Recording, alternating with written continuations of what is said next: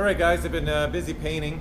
I got por15 all over me. I bought these coveralls for painting. They're not waterproof, they're not paint proof. Paint just soaks right into them and right into your skin, so even though they're made for painting, they're no good.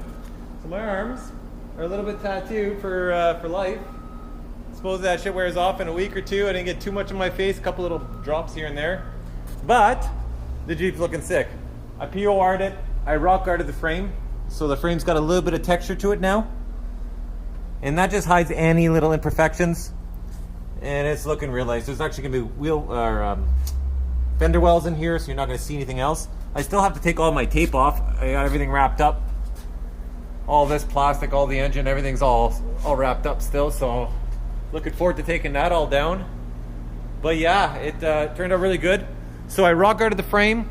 That's all rock guarded, and then the suspension and the front end I did not rock guarded. I used this stuff right here, fleet coating. It's basically chassis paint. Gives a semi-gloss finish, and that's going to protect the por15 from the sun, which is underneath this right now. So there we go, guys. That's basically almost all done. I'm going to take up all the tape, everything, and then I'll fire up the camera and give you another quick look. Blech, can't talk, high on paint fumes. See you in a few minutes. Alright guys, it's all done. Everything's all taken off. I'm going to bring a little light here so you can see what I've done. She's looking beautiful, looking beautiful. Still got a little bit of texture on my axles. They're not perfect, but at 100 miles an hour it'll look good. That rock guard on the frame looks really good. The only thing that kind of sucks is I got a lot of like little hairs. They look like little, I don't know, little chunks like this here. But those are little hairs from the brush when I was doing the por15. Because I did spray the por15, but before I did that I grabbed the brush and soaked the top of the frame real good because I knew I wasn't going to be able to spray in there. So yeah, it looks awesome. Underneath, I masked off the splines and every little grease nipple. Masked off my cables so my merchant brakes still work. Skid plate's not on yet, it's going on. I painted my exhaust with high heat temp paint. This was done from the previous owner. Somebody painted on the transmission, which I'm probably going to remove that with a wire wheel or do something with it because I don't want that on there. But yeah, I painted the block, painted everything I could. So that's it, guys.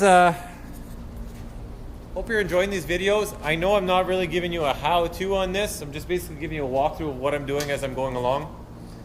I've done quite a bit of work to it already. Lots of hours. I actually started building a custom bumper for it, which is right down there. I'm not done that yet, so I might show you little bits and pieces of that before I actually bolt it on, maybe the last few parts that I make for it, just so you guys can see what I'm doing. And that's it. There's the skid. It turned out well. Again, I put that texture on it to hide any imperfections. It almost looks like a brand new piece. The whole Jeep actually is coming together really nice underneath. So if I ever run anybody over, they're going to be impressed for a few seconds.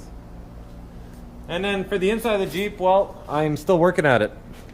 That popped out when I was painting. Yeah, the same thing here. I'm going to sand all this down, por15 it. I'm going to use Raptor liner on it. And hope I didn't get any paint overspray on my dash or anything, whatever. So yeah, I'm going to Raptor liner the whole inside of it. And then the outside of the Jeep is going to be Raptor lined as well. I think I'm going to stick with the original green. And when I make my fender flares, because I'm making them custom here at the shop, I'm going to do a black Raptor liner. This is all going to be covered by a skid plate, and that's going to go underneath right here. So you're not even going to see the frame, but underneath there, you're going to know it looks awesome. So hope you enjoyed. Subscribe. There's going to be a lot more of this. There's going to be a lot more sledding.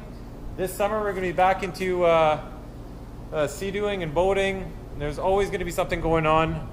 After I'm done this Jeep project, you never know, I might end up doing a classic car. I'm not sure. It all depends how this turns out and how I feel.